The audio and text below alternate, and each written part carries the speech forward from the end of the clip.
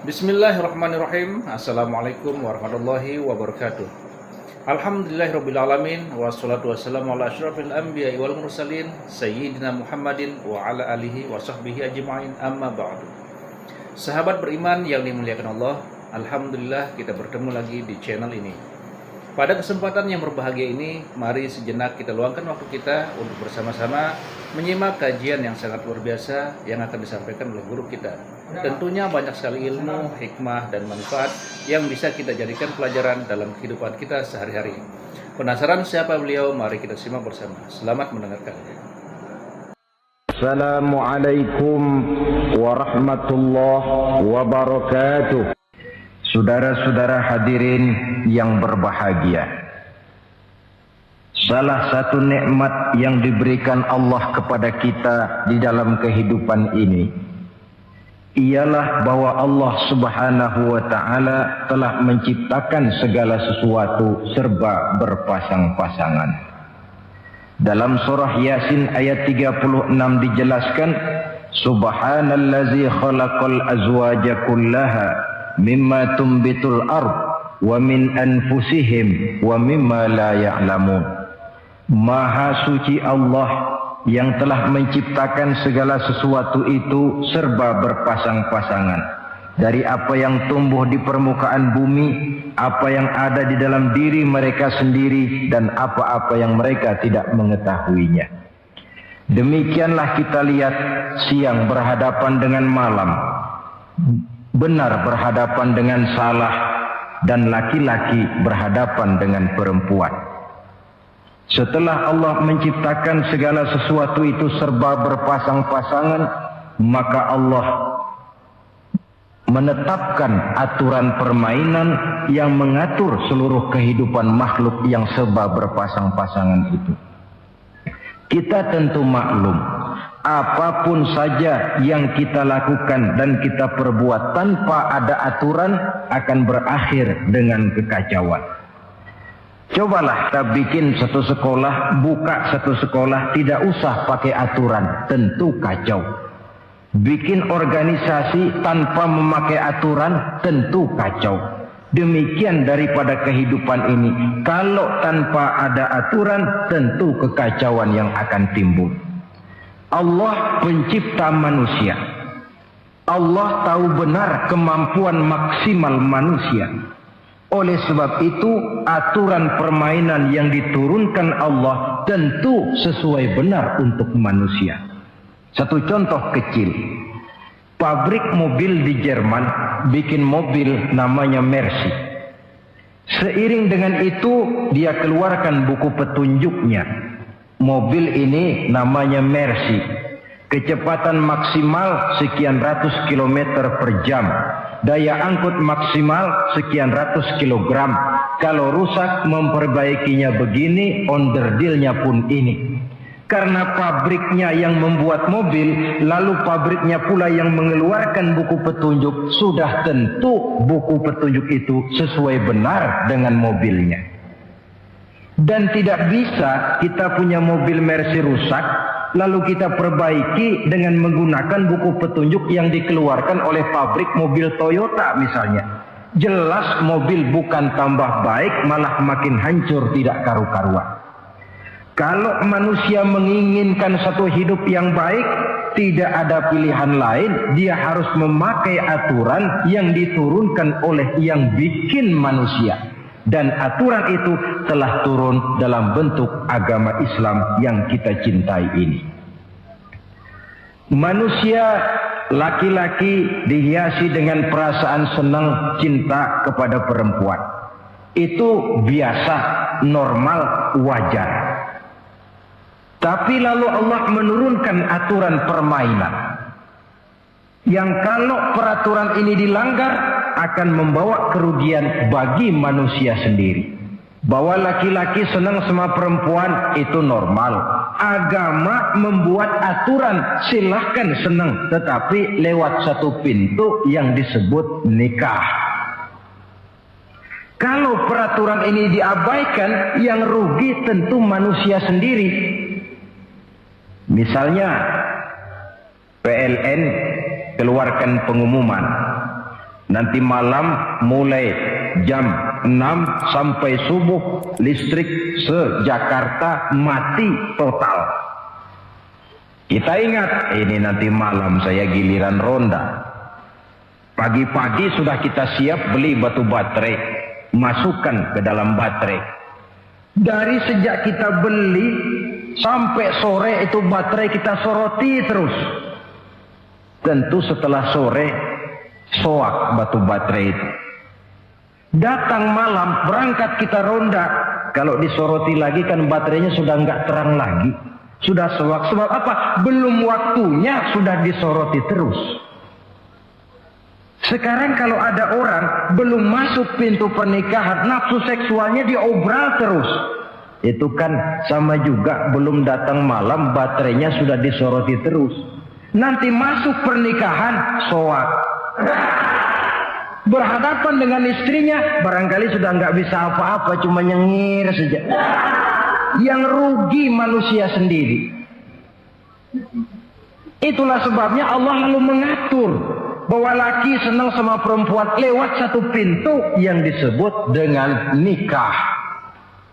Maka pada pertemuan kali ini kita akan bicara tentang nikah dalam Islam. Saya bagi kepada 3 masalah pokok saja. Pertama, pengertian dan kedudukan nikah menurut Islam. Yang kedua, motivasi pernikahan. Karena apa orang itu seharusnya melakukan nikah. Dan yang ketiga, membina rumah tangga bahagia menurut contoh Rasulullah Sallallahu Alaihi Wasallam. Hadirin yang saya hormati, kita mulai dengan yang pertama, pengertian nikah. Dalam kehidupan sehari-hari ada 2 kata yang sering kita gunakan, kawin dan nikah. Kalimat kawin kelihatannya dipergunakan oleh semua makhluk hidup. Lain dengan nikah, ini hanya digunakan khusus untuk manusia muslim. Makanya kita sering dengar orang bilang, kucing kawin, ayam kawin, kambing kawin, dan belum pernah kita dengar ada ayam nikah atau kucing nikah. Sebab apa? Nikah ini cuma dipakai oleh makhluk bernama manusia yang muslim. Apa pengertian nikah? Seorang tokoh, Abi Yahya Zakaria Al-Ansari, di dalam kitab Fathul Wahhabnya menjelaskan, an-nikahu aqdun yatadammanu ibahatal wat'i bilafzi inkahin au nahwihi. Nikah adalah akad, yaitu ijab dan qabul, yang akad ini menjamin dibolehkannya pergaulan bebas antara laki-laki dan perempuan.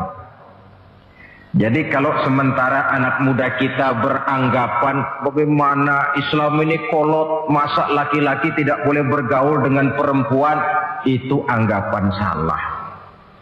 Islam bukan saja tidak melarang, malah menganjurkan laki-laki bergaul dengan perempuan sebebas-bebasnya, sepanjang pergaulan itu bisa dipertanggungjawabkan baik menurut hukum negara, lebih-lebih menurut hukum agama.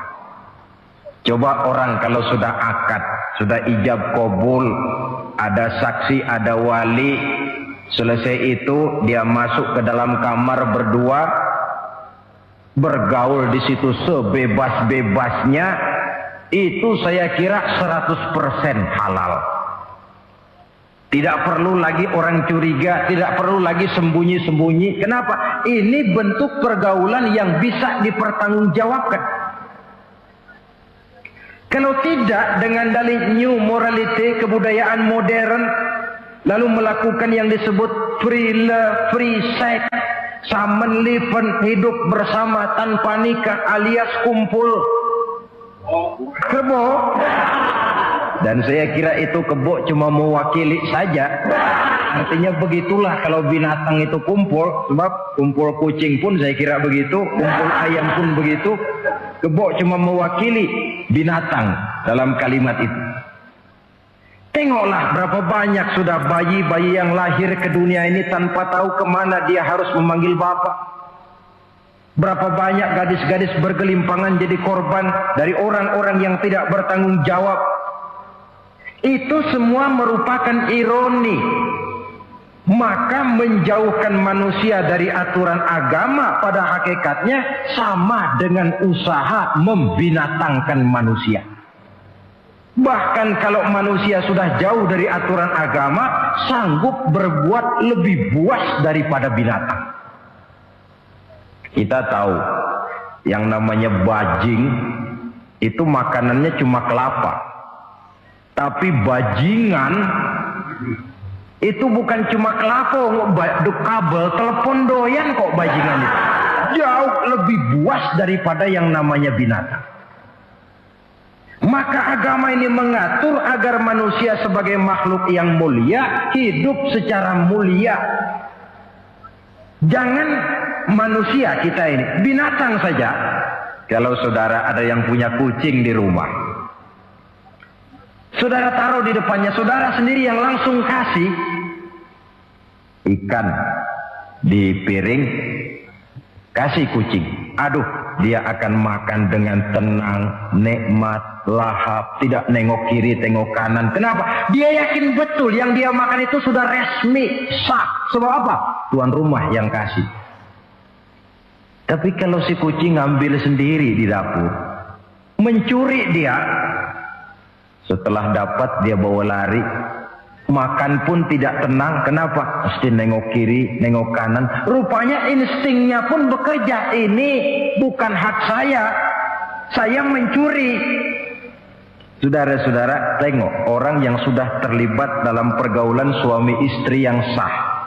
Itu kan nggak perlu tengok kanan, tengok kiri, nggak perlu takut-takut. Kenapa? Sudah sah. Tapi kalau yang bukan istrinya, wah itu sudah seperti kucing nyolong ikan, tengok kiri, tengok kanan, tidak pernah mengalami ketenangan. Itu selintas pengertian nikah. Lalu bagaimana kedudukan nikah menurut Islam? Ternyata nikah dalam pandangan Islam tidak cuma sekedar untuk memenuhi kebutuhan biologis manusia. Tidak cuma sekedar untuk memperkembangbiakkan keturunan. Tidak cuma sekedar untuk mendapat ketenangan hidup. Lebih tinggi daripada sekedar itu, nikah dalam pandangan Islam ibadah. Jadi kalau kita ditanya, Pak, ibadah apa yang paling enak dalam Islam? Jawabannya jelas, nikah. Begitu enaknya ibadah yang namanya nikah ini, sampai yang sudah pernah pun pengen ulangan. Namanya ibadah. Tetapi tentu ada konsekuensi. Oleh karena nikah ibadah, dan semua ibadah dalam Islam tidak boleh dikerjakan setengah hati atau main-main. Sholat ibadah, tidak boleh main-main atau setengah hati atau coba-coba. Puasa ibadah, tidak boleh main-main, setengah hati atau coba-coba. Dan oleh karena nikah pun ibadah, punya nilai sakral, juga tidak boleh main-main, setengah hati atau coba-coba. Dus nikah eksperimen tidak dikenal dalam Islam. Mas, saya dengar sampean sudah nikah ya? Iya mas, saya cuma nyoba saja kok ini. Kalau enak terus, enggak ya bubar. Ini tidak ada nikah eksperimen, sebab dia punya nilai sakral yang bermotifkan ibadah. Itu pengertian dan kedudukan nikah. Lalu apa motivasi suatu pernikahan? Karena apa seharusnya orang nikah itu? Apa landasannya?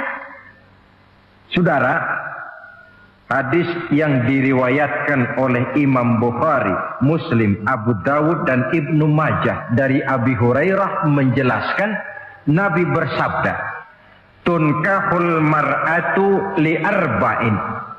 Nikahilah perempuan karena 4 perkara. Kalau dia perempuan tentu nikahilah laki-laki karena 4 perkara. Memilih jodoh, nah inilah lengkapnya konsepsi Islam. Wong milih jodoh saja Islam itu memberikan petunjuk kok. Karena apa orang memilih jodoh itu? Kata Rasul karena 4 faktor. Pertama, lima liha.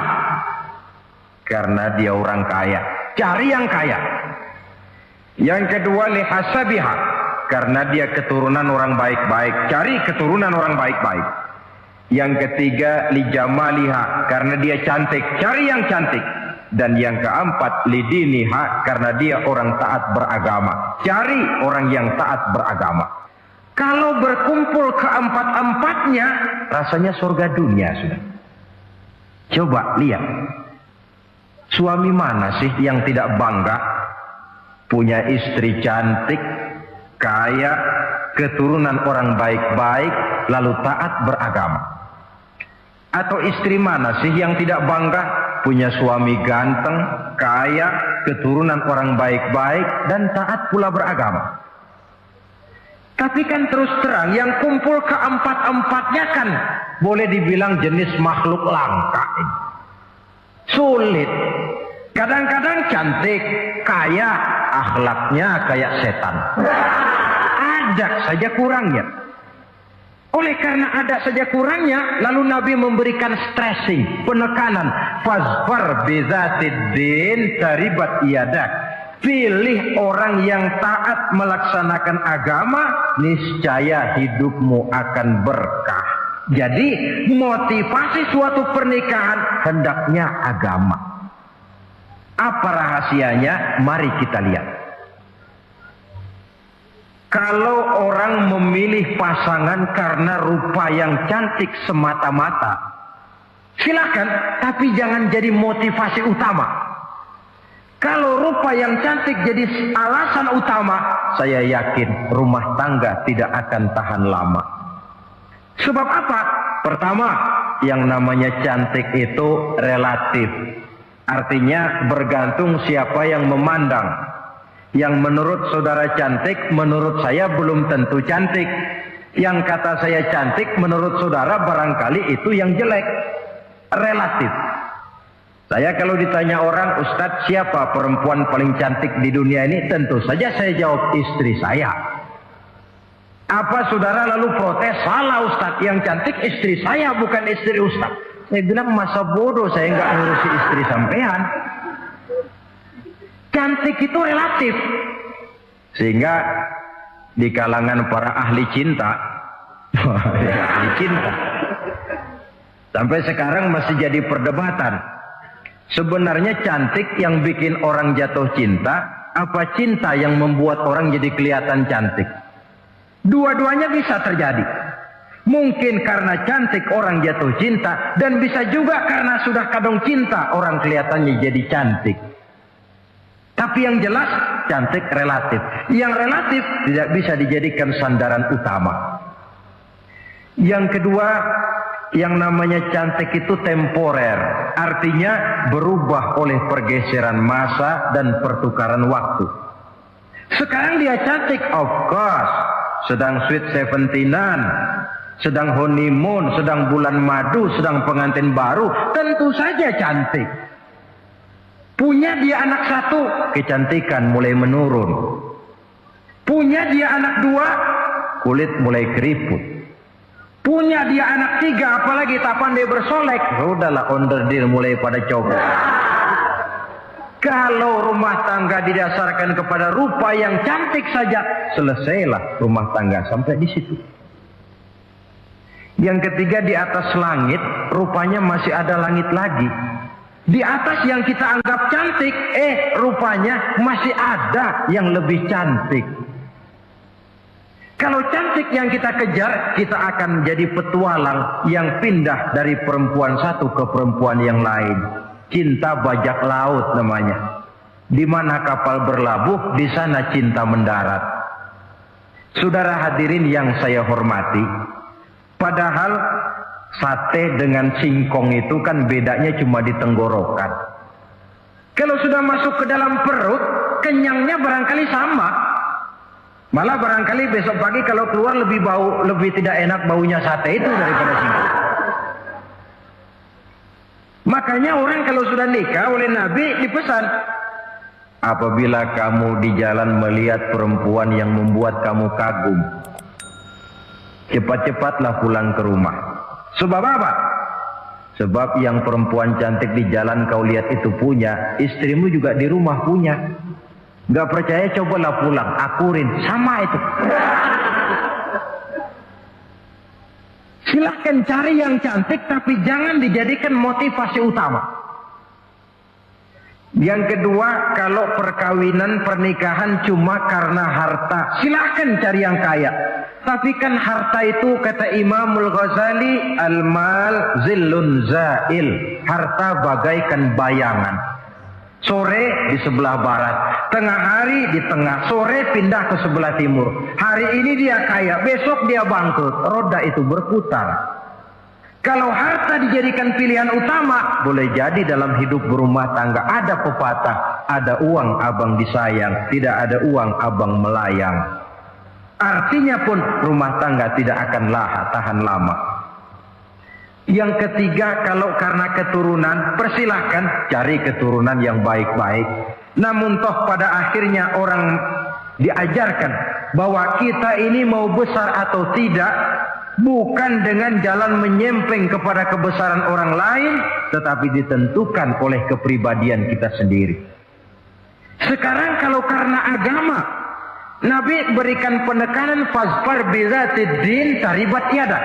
Pilih orang yang taat beragama, niscaya hidupmu akan beruntun. Apa rahasianya? Tidak lain rumah tangga Rasulullah Sallallahu Alaihi Wasallam. Yang ini artinya kita sudah masuk kepada bagian ketiga, bagaimana membina rumah tangga bahagia menurut contoh baginda Nabi. Saudara, bagaimana sih rumah tangga Rasul itu?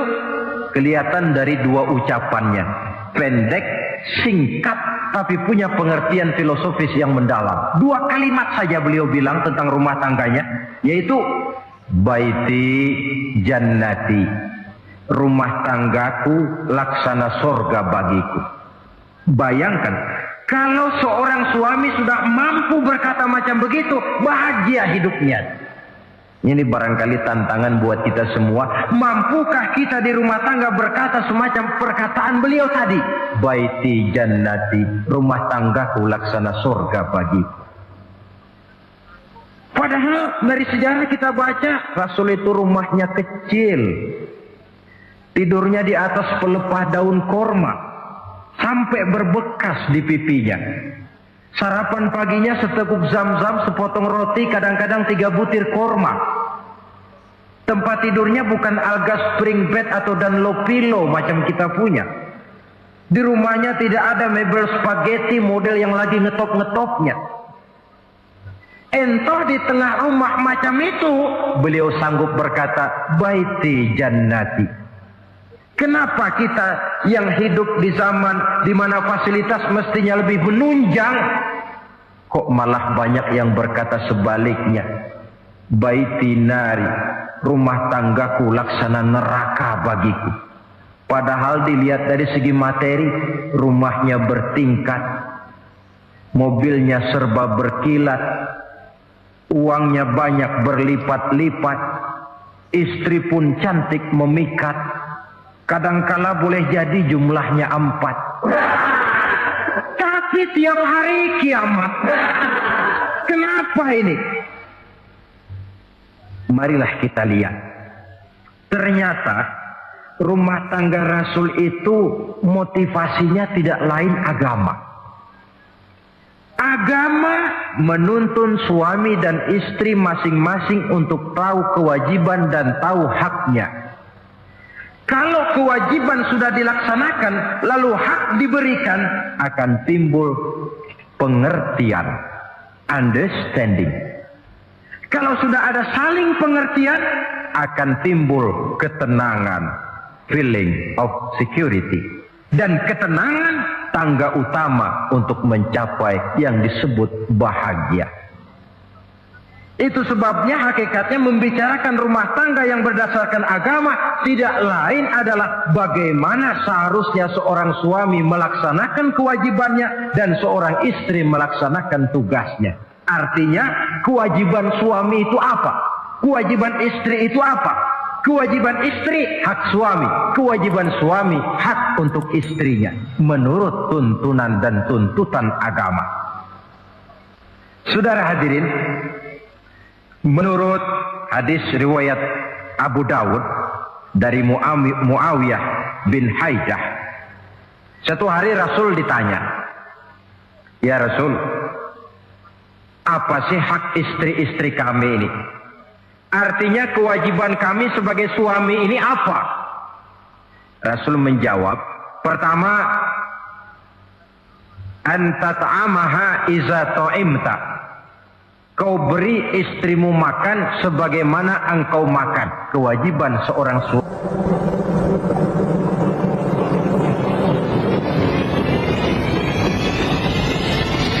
Ladies and gentlemen, you cannot be wrong. This is ICJ Broadcaster.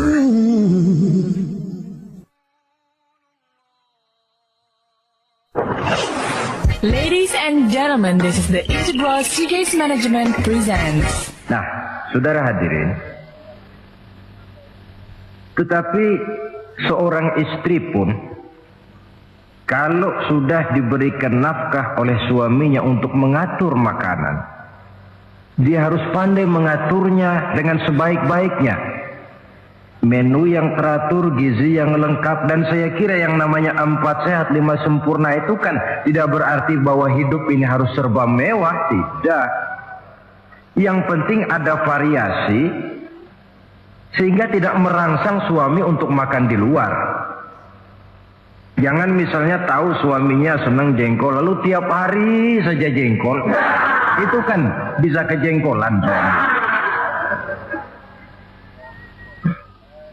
Dengan demikian, masalah yang kelihatannya sepele tetapi yang sebenarnya bisa menjaga keharmonisan atau malah keretakan rumah tangga harus kita perhatikan dengan sebaik-baiknya.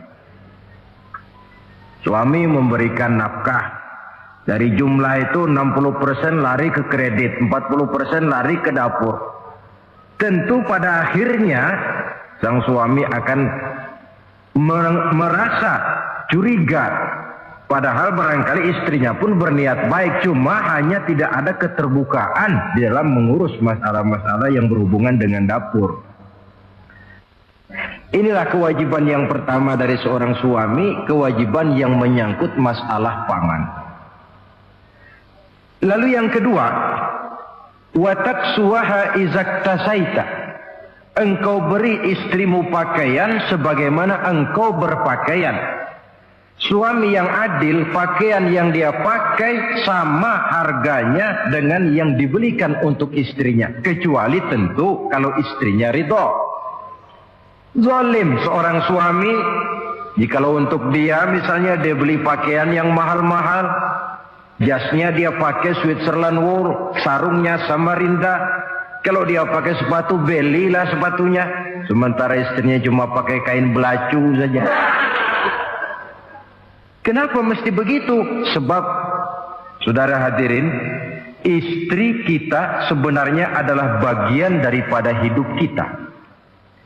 Baik dia dilihat orang, baik juga kita disebut orang.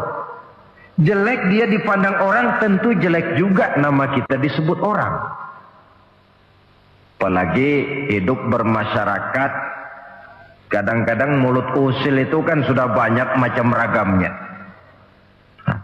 Itu siapa sih perempuan yang jalan? Kenapa? Itu pakaian yang tidak dipakai sih tidak mahal, cuma pakaiannya serasi, pantas, enak dilihat. Oh, terang saja dia kan istrinya si Meun. Nah, Meun yang sedang tidur barangkali tidak tahu apa-apa mendapat sebutan baik. Cobalah kalau istri kita semaunya saja, orang akan bilang, ah itu perempuan, kenapa? Saya gerah ngelihatnya. Mau ke pasar cuma pakai kutang saja. Tentu suami pun akan mendapat sebutan yang tidak baik. Cuma sang istri kalau sudah dibelikan pakaian oleh suami, termasuk alat-alat kecantikan di dalamnya, pakaian itu tentu dipakai niat pertama adalah untuk menyenangkan hati suami. Seorang istri yang memakai bedak untuk menyenangkan suami misalnya, tiap polesan bedak ada pahalanya. Dia pakai lipstik untuk menyenangkan hati suaminya, tiap goresan lipstik ada pahalanya, bernilai ibadah. Ini kewajiban yang kedua. Yang ketiga, wala tadribil wajha. Kalau marah, jangan memukul muka. Maksudnya apa ini? Kewajiban memberikan perlindungan. Sehingga si istri merasa ada tempat dia mengadu, ada tempat dia melarikan persoalan, ada tempat dia bergantung. Kalau marah jangan memukul muka. Dan memukul itu pun upaya terakhir. Kalau tidak bisa dengan kata yang lemah lembut, agak sedikit keras katanya. Kalau dengan kata yang keras tidak juga bisa pisah tempat tidur. Kalau memang tidak bisa juga dengan pukulan yang tujuannya bukan untuk menyakiti, tetapi untuk mendidik. Allah tadribal wajha. Kalau marah jangan memukul muka. Dan memukul pun bukan jalan pertama, tapi upaya terakhir dengan tujuan bukan untuk menyakiti, tapi untuk mendidik sang istri. Kewajiban untuk memberikan perlindungan. Yang keempat, wala tuqabbih. Jangan memburuk-burukan istrinya. Kewajiban menjaga nama baik. Sebab apa? Dalam satu bahasa yang indah, Al-Quran menjelaskan bahwa suami istri itu laksana pakaian. Hunna libasul lakum wa antum libasun lahunna. Istri pakaian untuk suami, suami pakaian untuk istri. Lihatlah alangkah indah gaya bahasa Al-Quran ini. Diibaratkannya suami istri seperti pakaian. Apa fungsi pakaian? Pertama, pakaian itu kan jadi kebanggaan. Saya bangga memakai baju seperti ini. Saudara bangga memakai baju yang saudara pakai. Artinya seorang suami harus berusaha menjadi suami kebanggaan istri. Dan seorang istri pun harus berusaha menjadi istri yang dibanggakan oleh suaminya. Jangan yang malah kemudian disesali. Itu kan kalau sudah marah orang kadang-kadang ucapannya nggak terkontrol. Istri marah sama suami, bang, nyesel gue punya laki kemarin. Sudah hilang lagi kebanggaan. Kalau kebanggaan hilang, wibawa pun hilang. Kalau wibawa sudah hilang, maka rumah tangga sudah sulit untuk dipertahankan. Yang kedua, yang namanya pakaian itu kan menutup aurat. Itu tujuan pakaian yang terpenting. Artinya di sini, kalau seorang istri mempunyai kekurangan, suamilah yang menutupi. Kalau seorang suami mempunyai kekurangan, istri juga harus berusaha menutupi. Jangan kekurangan suami diceritakan di pasar umum. Atau kekurangan istri dibuka di mana-mana. Itu namanya suami istri tidak berfungsi sebagai pakaian, malah justru saling membuka aurat masing-masing. Iyalah kadang-kadang penyakit ini. Kadang-kadang yang namanya perempuan dari rumah itu berangkat ngaji katanya. Sampai di pengajian apa? Suaminya diakur-akurin. Bayu bagaimana suami? Wah, suami saya payah. Dipayahkannya suaminya di mana-mana. Atau aib dan kekurangan istri diceritakan di mana-mana. Orang bertanya, gimana mas istrinya? Wah, gak maju. Loh, kenapa istrimu kan cantik? Iya, soal cantik sih iya, tapi tidurnya kok ngiler ini. Nah, ini kan gak perlu yang macam begini ini. Tidak bisa menjaga apa yang disebut security informasi. Fungsi pakaian sebagai suami istri tidak berjalan di dalamnya. Saling menjaga kehormatan diri. Ini yang keempat. Masya Allah, sangat luar biasa kajian yang sudah disampaikan oleh guru kita. Sahabat beriman yang dirahmati Allah, tetaplah di channel ini karena kajian ini belum selesai. Dan masih banyak lagi hal-hal menarik yang akan disampaikan oleh beliau. Mari kita lanjutkan kembali. Selamat mendengarkan. Yang kelima, wala tahjur illa fil bait. Jangan berpisah dari istri kecuali di rumah. Maksudnya begini. Kalau satu hari seorang istri suami marah kepada istrinya, Tidak usah istri itu disuruh pulang ke rumah orang tuanya, ke rumah mertua lalu diusir. Tidak. Cukup pisah tempat tidur saja. Ini maknanya wala tahjur illa fil baiti. Umpamanya, dek malam ini saya sedang tidak enak pikiran, kau tidur di kamar belakang lah, saya kamar depan. Cukup pisah tempat tidur saja, tidak perlu istri dipulangkan ke rumah orang tuanya. Nanti umpamanya tengah malam turun hujan, udara dingin, pikiran berubah, berasa perlu, kan tinggal manggil. Tidak jauh secara psikologis ajaran semacam ini bisa kita terima. Saudara hadirin yang saya hormati, ini pada prinsipnya kewajiban seorang suami. Kewajiban yang menyangkut masalah pangan, sandang, perlindungan, memelihara kehormatan, dan menjaga ketenangan di rumah tangga dengan menyelesaikan persoalan rumah tangga itu secara intern. Jangan belum apa-apa sudah mertua diundang, orang tua dibon. Persoalan belum tentu selesai, tapi masalah sudah meluas.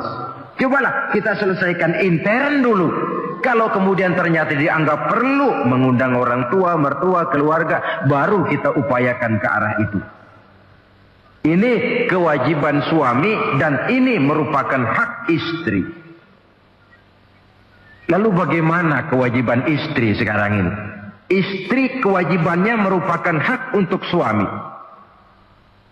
Saudara, dari hadis yang diriwayatkan Imam Ibnu Majah dari Ali bin Yazid dari Abi Umamah, Nabi bersabda, "Mastafadal mu'minu ba'da taqwallahi azza wa jalla khairan lahu min zaujatin salihah." Bagi seorang mukmin, sesudah dia mempunyai sifat takwa kepada Allah, tidak ada yang lebih membawa manfaat selain daripada istri yang solehah. Istri solehah itu yang bagaimana? Yang hidup mampu melaksanakan kewajibannya. Apa kewajibannya? Kata Nabi, pertama, in amaroha ata'athu. Kalau diperintah, dia taat. Kewajiban istri yang pertama, taat kepada suaminya. Begitu besar kewajiban taat kepada suami, sampai-sampai Nabi pernah menyatakan, "Lau kuntu amiran ahadan ayyasjuda li ahadin la amartul mar'ata an tasjuda li zawjiha." Kalau saja boleh, kata Nabi, aku memerintahkan manusia sujud kepada sesama manusia, tentu aku perintahkan istri untuk sujud kepada suaminya. Untung saja sujud kepada manusia tidak boleh. Kalau boleh, istri itu disuruh sujud kepada suami. Tentu karena besar hak suami atas dirinya. Yang kedua, ibadah sunnah tidak mendapat izin suami juga bukan saja tidak berpahala, malah berdosa. Umpamanya, pengantin baru, si istri kebetulan santri, malam minggu pesta, besoknya hari Senin, si istri sudah kadang biasa hidup sebagai santri, hari Senin puasa sunnah. Dia bilang sama suaminya, "Bang, besok saya mau puasa sunnah nih, hari Senin." Kata suaminya, "Kalau kau puasa juga kau kejam. Lalu kau puasa, aku disuruh ngapain?" Tidak diizinkan oleh suami, dia puasa juga. Bukan saja tidak mendapat pahala, malah berdosa. Sampai amalan yang sunnah pun tidak diizinkan oleh suami, berdosa. Apalagi amalan yang mubah, apalagi amalan yang tidak ada dasar hukumnya, perintahnya. Sepanjang perintah suami tidak untuk maksiat kepada Allah, istri wajib untuk taat. Dalam hadis lain kita temukan Nabi bersabda, "Idza da'a ar-rajulu imra'atahu ila firashihi." Kalau seorang suami memanggil istrinya ke tempat tidur. Ini bahasa kinayah. Manggil ke tempat tidur kan tentu nggak perlu penjelasan. Masa mau nyambal di tempat tidur kan? Fa'abat. Si istri tidak mau. Lantaran istri tidak mau, suami jengkel. Fabata ghadbana 'alaiha. Sampai dalam jengkelnya tidur. La'anat hal malaikatu hatta tusbiha. Istri macam itu dilaknat, dikutuk oleh malaikat sampai datang waktu pagi. Kewajiban untuk taat. Namun sebaliknya, seorang suami pun jangan mentang-mentang istri wajib taat lalu overacting. Segalanya main tunjuk, segalanya main komando, segalanya main perintah. Sebab contoh yang diberikan oleh Rasul tidak begitu. Rasul kita baca dalam sejarah menjahit bajunya sendiri, memperbaiki kasutnya sendiri. Artinya yang bisa ya dikerjakan tanpa harus menggantungkan semuanya kepada sang istri. Kewajiban untuk taat. Nah, penutup tentang taat ini ada sebuah hadis pula di mana baginda Nabi bersabda, ayyumam ra'atin matat wa zawjuha anha radin dakhalatil jannah. Kalau seorang perempuan meninggal dunia, suaminya ridho kepadanya, maka perempuan itu akan masuk surga. Artinya, kalau seorang istri meninggal, ya dia tukang ngaji, ya tukang sholat, ya suka puasa, ya gemar sodakoh, tapi meninggal suaminya tidak ridho, pintu surga belum dibukakan sampai suaminya ridho kepadanya. Ini menggambarkan tentang besarnya kewajiban taat seorang istri kepada suaminya. Ini kewajiban pertama. Lalu kewajiban yang kedua kata Nabi, wa in nazara ilaiha sarrathu. Kalau dipandang oleh suaminya, dia pandai menggembirakan, menyenangkan hati suaminya. Menjadi istri yang pandai menyenangkan hati suami. Siapa contohnya? Kita lihat misalnya istri Nabi, diantaranya Sayyidatuna Khadijah radhiyallahu anha. Ketika Nabi pertama kali menerima wahyu berhadapan dengan malaikat Jibril, beliau kembali ke rumah dengan tubuh gemetar. Setibanya di rumah beliau berkata, "Zammiluni ya Khadijah." Khadijah, selimuti saya. Kenapa bang? Barusan datang malaikat Jibril, dia katakan begini-begini, saya khawatir Khadijah. Khadijah tahu suaminya sedang gelisah. Sebagai istri yang bijak beliau tampil, apa katanya? Kalla ma yukhzikallahu abada. Tidak apa-apa bang, jangan khawatir, Allah tidak akan menyusahkan abang buat selamanya. Ini istri yang pandai menyenangkan hati suami. Suami pulang dagang dari pasar, rugi. Istri tampil. Itulah bang, romantikanya dagang. Masa selamanya saja, untung sekali-sekali lah rugi. Si suami kan tidak terlalu pusing kepalanya. Jangan sudah di pasar rugi, sampai rumah istri pidato, peletar-peletor macam petasan. Dasar suami goblok, dagang saja rugi. Sudahlah di pasar rugi, sampai ke rumah digoblok-goblokin. Itu nanti suami kan bisa kena penyakit yang disebut broken home. Penyakit nggak betah di rumah.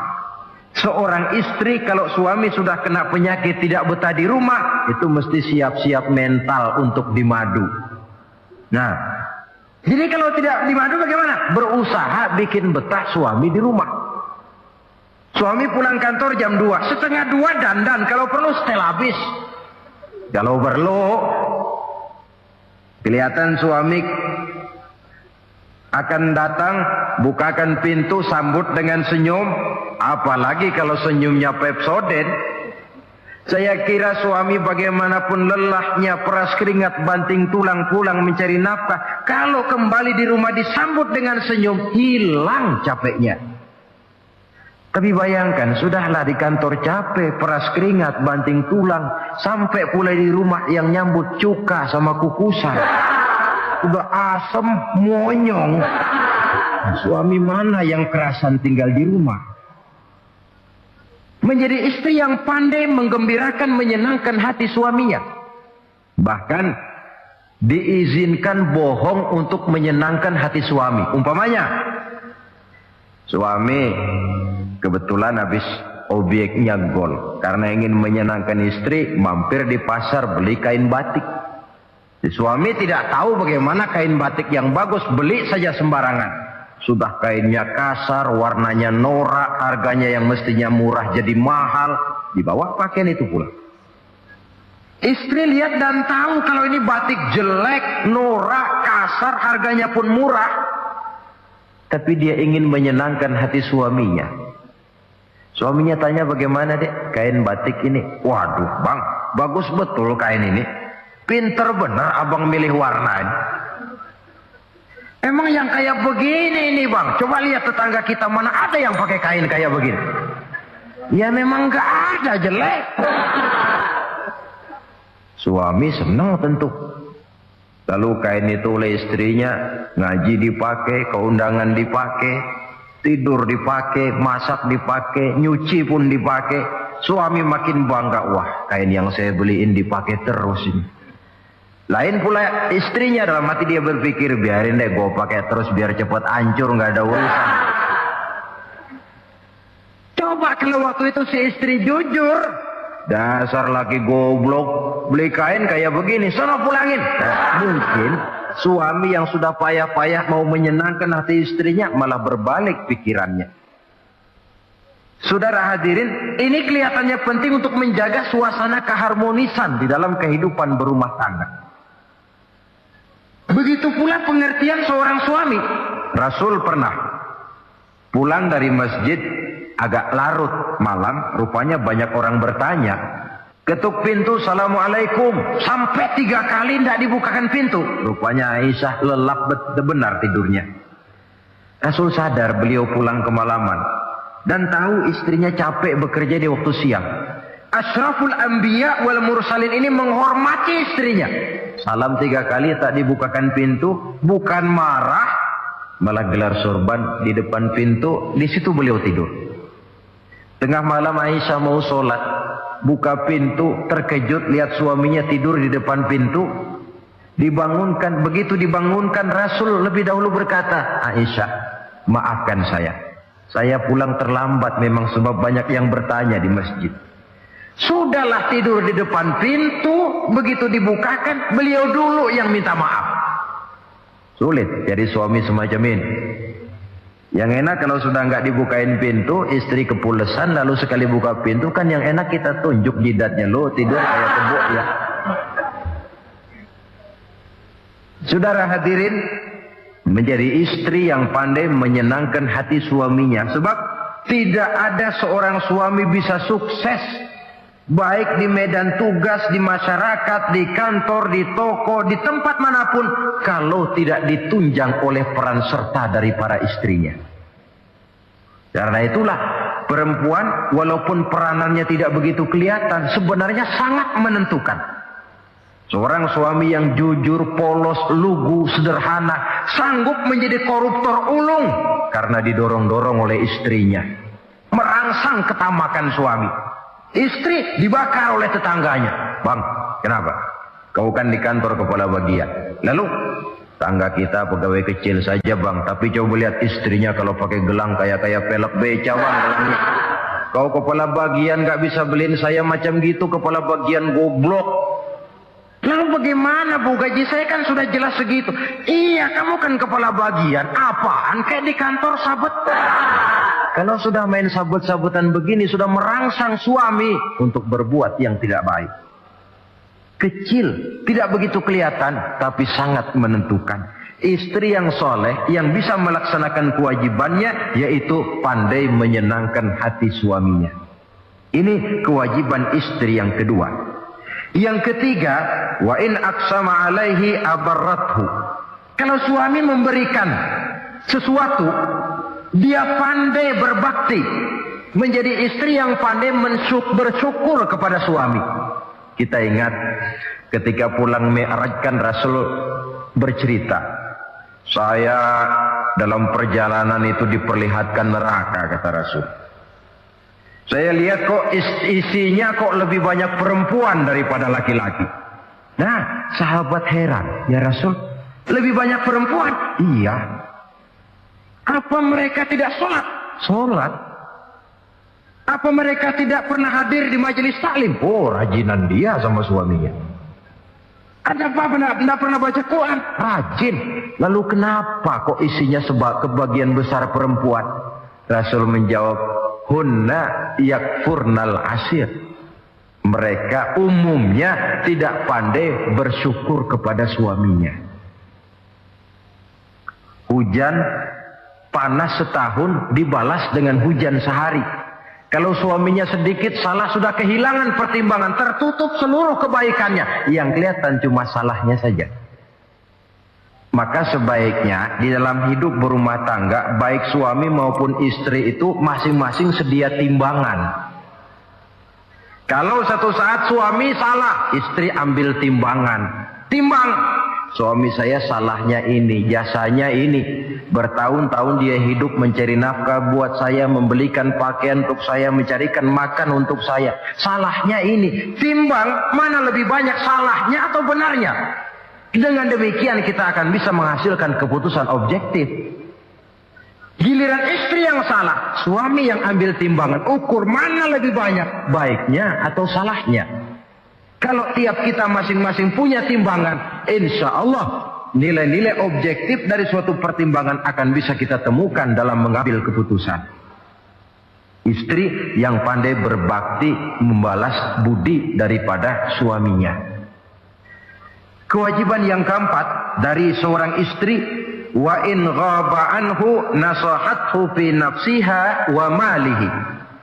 Kalau suami tidak ada di rumah, dia pandai menjaga kehormatan dirinya dan pandai menjaga harta suaminya. Tidak mencari kesempatan dalam kesempitan. Suami lembur, istri ngompreng. Dan pandai menjaga harta suaminya. Nah, coba lihat. Kalau seorang suami ada uang di kantongnya 100 rupiah. Ada tukang minta pengemis, istri ambilkan saja tanpa izin suaminya uang di kantong suami 100. Dia sedekahkan. Niatnya tentu baik. Si istri dapat dosa, si suami dapat pahala. Perbuatan sedekahnya itu betul, tapi mengambil uang tanpa izin suami itu yang salah. Dan ternyata salah itu lebih besar daripada pahala yang dia lakukan lantaran bersedekah itu. Kalau ini terwujud, maka suasana saling mempercayai akan tumbuh. Kalau sudah saling mempercayai, rasanya akan terwujud kedamaian dan ketenangan. Suami meninggalkan rumah dengan perasaan tenang, istri pun melepas suami dengan perasaan damai, tanpa was-was, tanpa curiga, dan sebagainya. Dan ini modal yang paling utama, mewujudkan saling kepercayaan dalam membina hidup bahagia. Saudara, jadi dengan demikian, kewajiban suami dan kewajiban istri yang merupakan bagian tidak terpisahkan dari bagaimana membina rumah tangga berdasarkan tuntunan agama merupakan hal yang dicontohkan oleh Nabi kita Muhammad sallallahu alaihi wasallam. Dengan satu kesimpulan, rumah tangga Nabi bahagia karena rumah tangga itu disinari oleh ajaran-ajaran agama. Sehingga timbul saling pengertian membawa kepada ketenangan, dan ketenangan sesungguhnya tangga utama mencapai rumah tangga bahagia. Tanpa materi orang memang sulit untuk bahagia. Tapi materi semata-mata bukan merupakan jaminan bahwa orang akan hidup bahagia. Banyak isak tangis berbunyi di rumah-rumah mewah, dan banyak sendak gurau, tawa dan canda, tawa lerai di rumah-rumah sederhana. Artinya suka dan duka, sedih dan gembira, susah dan bahagia bisa ada di gubuk reot dan bisa juga ada di rumah mewah. Ternyata bukan harta semata-mata yang menopang dan menjamin hidup itu akan bahagia, tapi satu rumah tangga yang dipancari oleh sinar agama di bawah naungan ridho dari Allah Subhanahu wa taala. Si istri taat melaksanakan ajaran agama, suami taat, lalu anak-anak pun hidup dalam suasana yang religius. Dari sana tumbuh pancaran sinar keagamaan. Irama agama mengalun dalam kehidupan rumah tangga kita. Berfungsilah dengan demikian rumah tangga sebagai tempat di mana kita mengamalkan ajaran agama kita. Alangkah nikmat satu rumah tangga Istri ahli ibadah, suami pun ahli ibadah, anak-anak pun terbiasa oleh lingkungan untuk hidup melaksanakan suatu ibadah. Dan keberhasilan di rumah tangga awal untuk menuju keberhasilan di masyarakat, di tempat tugas, dan di tempat-tempat lainnya. Sebaliknya, kehancuran rumah tangga akan selalu menjadi awal kehancuran karir di masyarakat, di tempat kerja, dan di tempat-tempat lainnya. Oleh karena itu, berangkat dari hal semacam inilah, maka kita berkeyakinan rumah tangga yang bahagia ialah rumah tangga yang didasarkan kepada ajaran agama. Sehingga tercapailah kebahagiaan hidup di dunia yang langsung menopang kepada kebahagiaan hidup di akhirat nanti. Nah, inilah pembicaraan kita pada pertemuan kali ini. Dengan harapan, mudah-mudahan dari setiap rumah tangga muslim memancar sinar-sinar agama. Menjadi kubu-kubu pertahanan di mana kita menegakkan ajaran agama.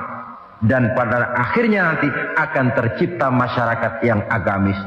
Terwujudlah ketenangan, kedamaian, dan ketentraman. Mudah-mudahan ada manfaatnya. Lebih kurang mohon maaf. Wabillahi taufiq wal hidayah. Wassalamualaikum warahmatullahi wabarakatuh. Alhamdulillahirrabbilalamin. Demikianlah kajian penuh ilmu, hikmah, dan manfaat yang sudah kita dengarkan bersama dari guru kita. Semoga kajian yang beliau sampaikan kepada kita semua menjadi ilmu yang bermanfaat dalam kehidupan kita sehari-hari. Amin ya rabbal alamin. Buat sahabat semua yang sudah setia menyimak kajian ini sampai selesai, doa dan harapan saya semoga sahabat semua selalu diberikan kesehatan, dimudahkan segala urusannya, dan dilancarkan rezekinya. Demikian yang dapat saya bagikan, kurang lebihnya mohon maaf. Sampai bertemu lagi di kajian berikutnya. Wabillahi taufiq wal hidayah, waridha wal inayah. Wassalamualaikum warahmatullahi wabarakatuh. Setelah kita mendengarkan bersama kajian yang sangat luar biasa dari guru kita, sekarang mari kita lanjutkan aktivitas kita masing-masing. Semoga tausiah atau kajian yang beliau sampaikan kepada kita semua menjadi ilmu yang bermanfaat dalam kehidupan kita sehari-hari. Dan semoga kita semua bisa istiqomah dalam mengamalkannya. Amin ya rabbal alamin. Buat sahabat semua saya ucapkan selamat beraktivitas dan sukses selalu. Sampai bertemu lagi di video berikutnya. Wassalamualaikum warahmatullahi wabarakatuh. Bismillahirrahmanirrahim. Assalamualaikum warahmatullahi wabarakatuh. Alhamdulillahirrabbilalamin. Wassalatu wassalamu ala asyrafil anbiya wal mursalin Sayyidina Muhammadin wa ala alihi wa sahbihi ajma'in, amma ba'du. Sahabat beriman yang dimuliakan Allah, alhamdulillah kita bertemu lagi di channel ini. Pada kesempatan yang berbahagia ini, mari sejenak kita luangkan waktu kita untuk bersama-sama menyimak kajian yang sangat luar biasa yang akan disampaikan oleh guru kita. Tentunya banyak sekali ilmu, hikmah, dan manfaat yang bisa kita jadikan pelajaran dalam kehidupan kita sehari-hari. Penasaran siapa beliau? Mari kita simak bersama. Selamat mendengarkan. Assalamualaikum warahmatullahi wabarakatuh. Saudara-saudara hadirin yang berbahagia, salah satu nikmat yang diberikan Allah kepada kita di dalam kehidupan ini ialah bahwa Allah Subhanahu wa ta'ala telah menciptakan segala sesuatu serba berpasang-pasangan. Dalam surah Yasin ayat 36 dijelaskan, Subhanallazi khalaqal azwaja kullaha mimma tumbitul ard wa min anfusihim wa mimma la ya'lamun.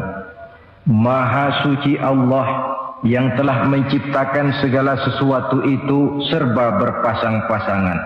Dari apa yang tumbuh di permukaan bumi, apa yang ada di dalam diri mereka sendiri, dan apa-apa yang mereka tidak mengetahuinya. Demikianlah kita lihat siang berhadapan dengan malam, benar berhadapan dengan salah, dan laki-laki berhadapan dengan perempuan. Setelah Allah menciptakan segala sesuatu itu serba berpasang-pasangan, maka Allah menetapkan aturan permainan yang mengatur seluruh kehidupan makhluk yang serba berpasang-pasangan itu. Kita tentu maklum, apapun saja yang kita lakukan dan kita perbuat tanpa ada aturan akan berakhir dengan kekacauan. Cobalah kita bikin satu sekolah, buka satu sekolah, tidak usah pakai aturan, tentu kacau. Bikin organisasi tanpa memakai aturan tentu kacau. Demikian daripada kehidupan ini. Kalau tanpa ada aturan tentu kekacauan yang akan timbul. Allah pencipta manusia. Allah tahu benar kemampuan maksimal manusia. Oleh sebab itu aturan permainan yang diturunkan Allah tentu sesuai benar untuk manusia. Satu contoh kecil. Pabrik mobil